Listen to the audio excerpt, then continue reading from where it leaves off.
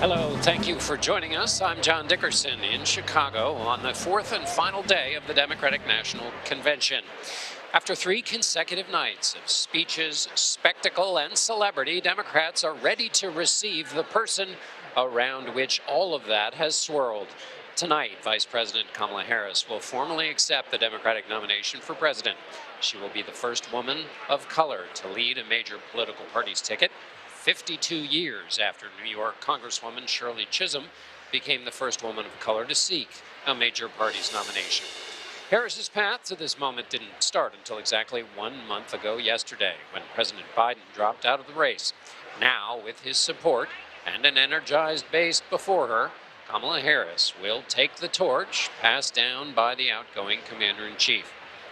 Running by her side is Minnesota Governor Tim Walz, who last night introduced himself to a national audience. The former football coach rallied the crowd for the 2.5-month sprint to Election Day. Look, we got 76 days. That's nothing. There'll be time to sleep when you're dead. We're going to leave it on the field.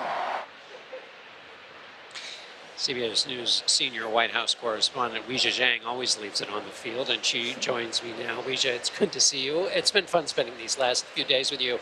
All right, so what are we expecting?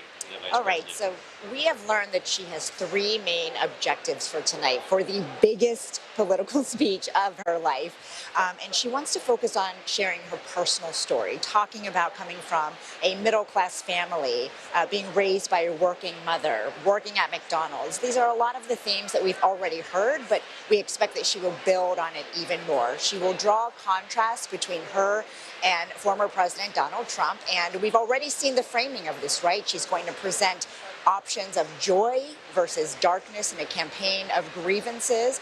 And then she's going to talk about her patriotism and her love for this country and how that shapes her vision for the future.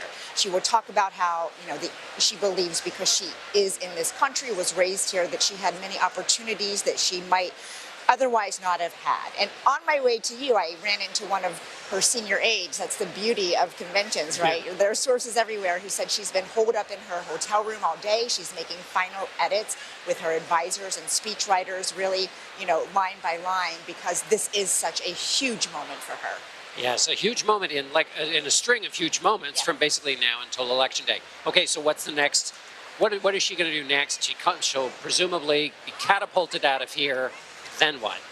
Well, we don't have her schedule yet, but it's not going to be difficult to guess what she's going to do. And that's hit the road again, because she has not had that much time. To your point, all of this was thrust upon her just 1 month ago. And so she has said time and time again that she believes she is the underdog, despite what polling says. So she wants to spend as much time as possible, especially in battleground states, to try to connect with voters. And she, doesn't have that much time, so I expect that she'll be using it a lot to campaign. Of the 4,700 delegates here, there are 30 that represent the uncommitted movement, and they would like to see somebody at the podium speak to their position, which is disappointment with the administration position on Gaza.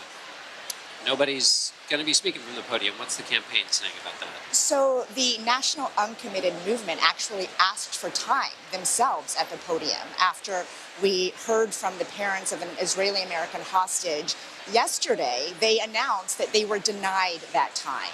And, that was not good for the vice president, who has tried tonally to distinguish herself from President Biden and the administration's policies. Her national security team has said, just go back and listen to her speeches. She's been a lot more aggressive when it comes to calling for a ceasefire. She did so before the president. She has used language that really sends a message to Israel. But, John, that is just language. And they are looking for clear policy changes and shifts that haven't come yet. And so this is a vulnerable spot for her because, the largest Arab American population is in the critical battleground state of Michigan. And it's not just about that. When you look at young voters and what matters to them, they have expressed that this issue matters. And so they are watching her like a hawk. They expect some kind of progress on this, and they feel disappointed that so far that hasn't come. White House correspondent Weijia Jiang. Thanks, Weijia. And let's now go back to New York City to my colleague, Lindsay Reiser from our studio up there. Lindsay, you got the rest of the highlights from today, including Trump's visit to the border. Yeah, before we get there, though, Walz's comment, sleep when you're dead, that was for elected officials, volunteers, and journalists, right, John? Right, it is. But, I don't know, we're, in this modern age where we're all concerned about our mental health, I don't know if that message is exactly going to, is what we should be telling our kids, just, as a parent. That makes me a little nervous. That's fair. They've got the apps. They've got Headspace and Calm. They're in good hands. Thanks, John. We'll see you back here later this hour.